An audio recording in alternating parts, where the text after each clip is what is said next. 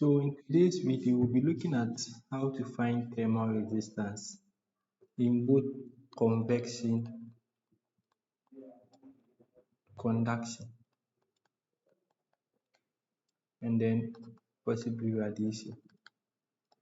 I think with the radiation, I've treated that in our previous video, so you can go and check. So with the convection, so starting with convection, so we just have to write our first of all, we have to write our Newton's law of cooling or convection. And that is HAT minus T infinite, right? So now when you say thermal resistance, the whole idea is that we can mimic the transfer of heat to the transfer of current through a conductor. Yes. So now we see that for electricity, right? So for electricity, V is equal to IR, right? And then I becomes V over R. Now this V here is a potential difference. I here is our current and then R here is our resistance. Now comparing this equation to this, we can see that this change in temperature is our temperature difference, right? And then we know that voltage drives current, right? So our change in temperature here is rather going to drive our heat. And this, so now our current here becomes our heat here. Because if potential difference drives current, then temperature difference also driving heat. Then we can see that our V here is our change in temperature, and then our I here becomes our Q, and then HA, yes. So now when we want this to mimic this, from this equation, right, our V here is our I, but then here V is the subject, and then here Q is rather the subject. So let's make I the subject. Right, so I is the subject here, I equals V over R. Now from here, let's make our I the subject, and then our I is our Q, right? So our Q is already the subject. So Q equals HA T minus T infinite. So now this is our I, and then I is equal to V over R, and this is our V. So now this part becomes our R, but then from here, it's R inverse, right? So if we want to compare, we say Q is equal to I, V is equal to T minus T infinite, and then our 1 over R will be equal to HE, right? So let me call it RTH, thermal resistance. So our RTH then becomes 1 over HE, and this is the thermal resistance for conducting heat transfer. So anytime you have a problem, then they ask you to find the thermal resistance, and then the heat transfer is by convection, right? So you just have to evaluate 1 over HE, and that will be your thermal resistance. So this is for convection. This is your heat transfer coefficient, and then this is your area. Now let's move on to conduction. Now with conduction, we know that K is equal to Ka change in T over change in thickness X, right? So the same thing applies. This becomes our V because there's a change in temperature here, and this our current, right? So mimicking this, so I is equal to V over R. Now this becomes our V, right? So now we have K is equal to I, V is equal to change in T, and then we are left with Ka over change in X.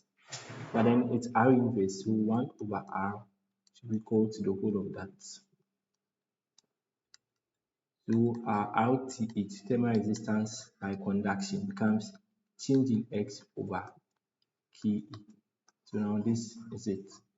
So thermal resistance in conduction is change in X over Ke, where change in X is our thickness of heat transfer, then A is our area of heat transfer, and then K is our thermal conductivity.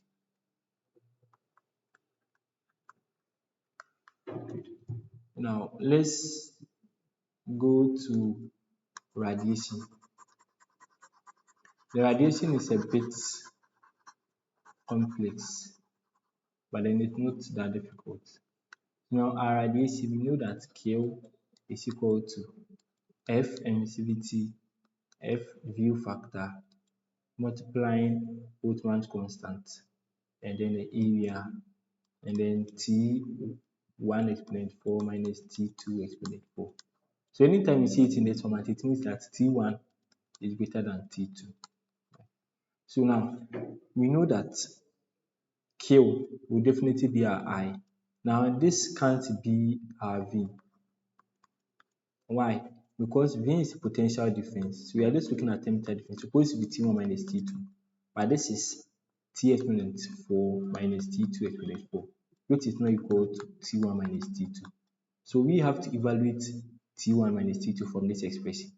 Now we can see that. So let's take T1 exponent 4 minus T2 exponent 4 and let's evaluate that. We can see this is T1 squared all squared minus T2 squared all squared. Right. So now this becomes difference of two squares. T1 squared minus T2 squared multiplying T1 squared plus T2 squared. Then difference of two squares again. So T1 minus T2 multiplying T1 plus T2 multiplying T1 squared plus T2 squared. Now this is equivalent to T1 exponent 4 minus T2 exponent 4. Then we put that here. So we get our Q being equal to F emissivity, F fill factor, Boltzmann constant, A, then T1 minus T2, multiplying T1 plus T2, and then T1 squared plus T2 squared.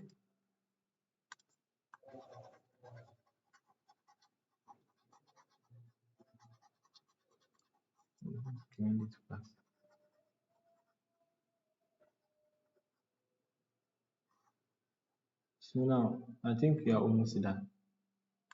So from this becomes our I, and this becomes our V.